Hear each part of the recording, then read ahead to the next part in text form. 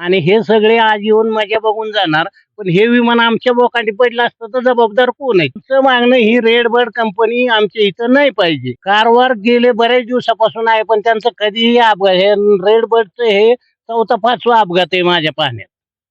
कारवरचे अपघात होत नाहीत.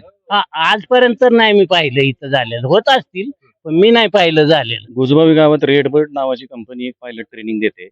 तर या विमान कंपनीचा कायम हा भोंगळ कारभार आहे. कायमच ह्यांची सारखी विमानं पडत असतात आहे. गुजबावीत अजून एक कारभार एव्हिएशन पण आहे, पण त्यांचं काम थोडं तरी ऑफिशियल असतं. यांना कितीही वेळा सांगितलं तरी यांचा काही चर्चेतनं आम्हाला असं कळलं की यांचा परवाना रद्द केला, पण तरी पण ह्यांचं अजून चालू आहे विमान ट्रेनिंग. पण हा रेडबर्डचा पहिला अपघात नाही. रेडबर्डचे पायलट वारंवार स्टंट करतात. इथं शेजारी एक पाझर तलाव आहे.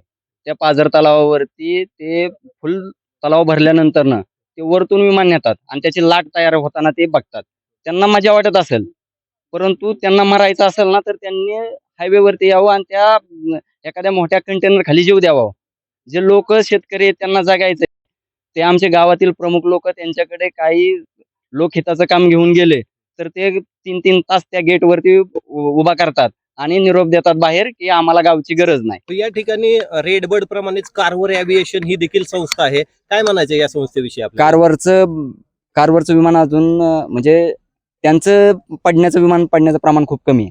ते काही जास्त हे नाही होत त्यांच्यामुळे नुकसान. हे मुद्दा म्हणून करतायत असं वाटतंय आम्हाला रेडबर्ड. कारवर एव्हिएशन कडून गावासाठी काय मदत, जसं की रेडबर्ड कडून तुम्ही तक्रार करताय की ते अजिबात कुठलीही गावासाठी मदत करत नाही, कारवर एव्हिएशन करताय का आपल्या गावासाठी काय मदत वगैरे? कारवर कंपनी फुल नाही फुलाची पाकळी ही नेहमी मदत करत असते. रेडबर्ड वाल्यांनी सुद्धा मदत करायला पाहिजे आणि जे आमचे भूमिपुत्र आहेत त्यांना तिथं कामाला ज्या त्याच्या क्वालिफिकेशन नुसार कामाला घ्यायला पाहिजे. त्यांना ते घेत नाहीये, ते टाळाटाळ करतात.